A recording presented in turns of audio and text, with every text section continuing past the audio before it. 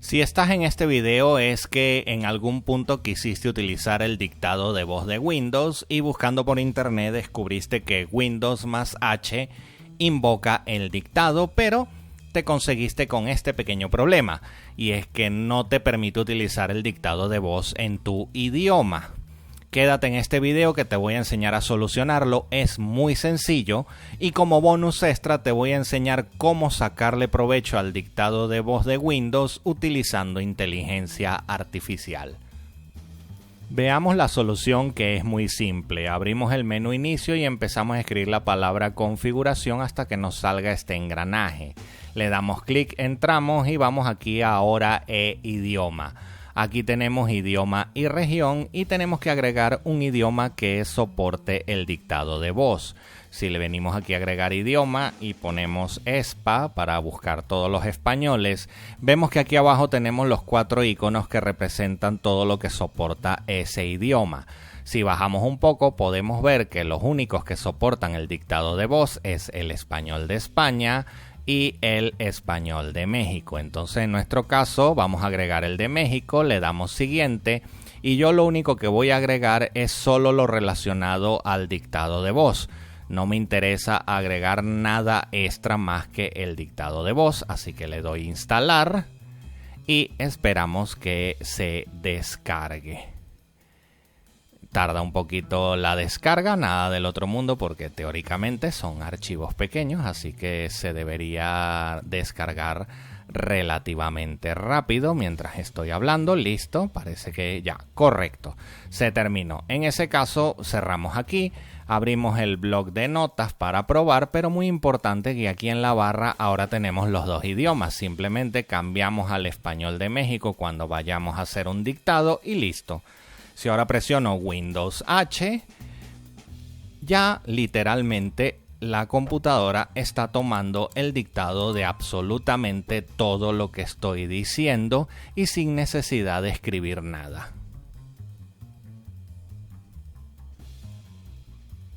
Al presionar otra vez el botoncito del micrófono, pues paro de que escuche. Y listo, como verán se copió absolutamente todo. Muy importante que podemos meternos aquí en la configuración y seleccionar el micrófono que necesitemos que esté activo. En mi caso yo estoy utilizando el micrófono de los audífonos y no el que utilizo para grabar, de manera que los audífonos siempre los tengo conmigo y me es más sencillo dictar si necesito hacer algún documento. Y eso es todo. Cuando no necesitemos la función del dictado de voz, simplemente regresamos a nuestro idioma y listo, utilizamos la computadora como siempre. Mencionar que la explicación debería funcionar también para la versión Home de Windows, pero existe una versión Home que es de un solo idioma y no permite agregar más idiomas. En ese caso, si tú tienes una versión Home de un solo idioma, lamentablemente la única solución es reinstalar el sistema operativo con el español México, que sea tu idioma predeterminado. En ese caso, yo te sugeriría buscar una página de claves económicas de Windows y comprar la versión Pro de una vez, y así con ello evitas futuros dolores de cabeza, ya que la versión Home por lo general siempre está muy limitada y no vale la pena con la diferencia de precio tan pequeña que hay.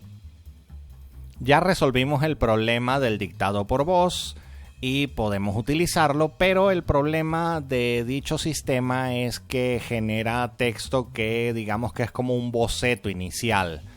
Ese texto requiere corrección, agregar signos y muchas correcciones para llegar a la versión final, porque por dictado de voz tenemos la velocidad, pero nos falta la precisión. Y aquí es donde entra la inteligencia artificial, que la podemos utilizar para corregir ese texto y agregarle todo lo que le falta, la gramática, y hacer una versión final. Y así podemos acelerar mucho la creación de escritos, utilizando el dictado por voz de Windows para hacer el boceto inicial y la inteligencia artificial lanzarnos ya el resultado listo. Muchas personas están utilizando esta inteligencia artificial. Hay varias que se pueden utilizar gratis. En la descripción estaré dejando una lista de todas las inteligencias artificiales que podemos utilizar gratis. Algunas tienen ciertos límites, pero se pueden utilizar perfectamente de forma gratuita. Yo personalmente estoy utilizando más Qwen porque recibe más actualizaciones constantes y digamos que veo como un trabajo más constante de parte de la empresa. Y aquí tenemos un pequeño ejemplo de un poco lo que pudiera pedírsele. Podemos decir, corrige la gramática y estructura del siguiente texto.